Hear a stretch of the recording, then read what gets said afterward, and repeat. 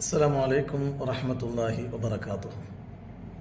Gulf നാടുകളിലെ ചില രാഷ്ട്രങ്ങളിൽ ഇന്ന് ചന്ദ്രഗ്രഹണമുണ്ട് എന്ന് സൂചന ന്യൂസുകളിൽ വന്നിട്ടുണ്ടായിരുന്നു. സാന്ദർഭികമായ വിഷയമായതുകൊണ്ട് ചന്ദ്രഗ്രഹണ നിസ്കാരം അതിൻ്റെ രൂപം ഒന്ന് പറയാൻ വേണ്ടി വന്നതാണ്.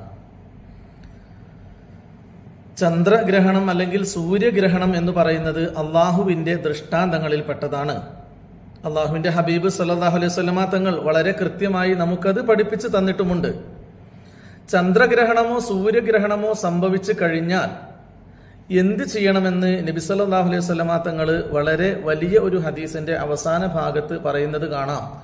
വൈദാ കാന ദാക ഫസല്ലു വദ്ഉ ഹത്താ യുക്ശഫു മാ ബിക്കും.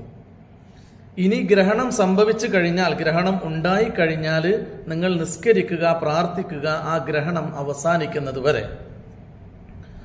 ഫഇദാ റഅയ്തും മിൻഹാ ശൈഅൻ ഫസല്ലു വദ്ഉല്ലാഹ ഹത്താ യക്ഷിഫഹ എന്ന് മറ്റൊരു ഹദീസിലും കാണാം. രണ്ടിന്റെയും അർത്ഥം ഒന്നു തന്നെയാണ്. നിസ്കാരം നിർവഹിക്കുക, പ്രാർത്ഥന നിർവഹിക്കുക ഗ്രഹണം ഉണ്ടാകുമ്പോൾ.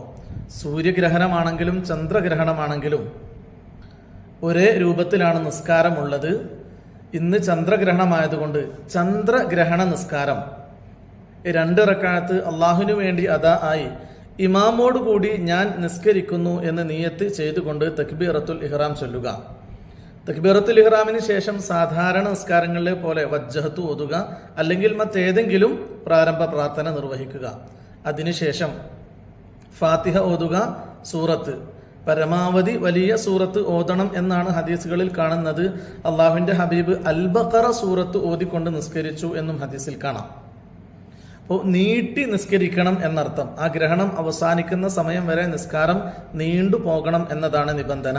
നമ്മൾ ജമാഅത്തായിട്ട് നിസ്കരിക്കുന്ന ആളുകൾ പള്ളിയിൽ ഏതു രൂപത്തിലാണോ നിസ്കരിക്കപ്പെടുന്നത് അതുപോലെ അവരോടൊപ്പം തുടരുക. ഇനി ജമാഅത്തിന് പോകാൻ സൗകര്യമില്ലാത്ത ആളുകൾ ഗ്രഹണത്തിന്റെ സമയം ഇത്ര മുതൽ ഇത്ര വരെയാണ് എന്നറിയുമെങ്കിൽ കഴിയുന്ന രൂപത്തിൽ വീട്ടിലൊക്കെ നിസ്കരിക്കുക.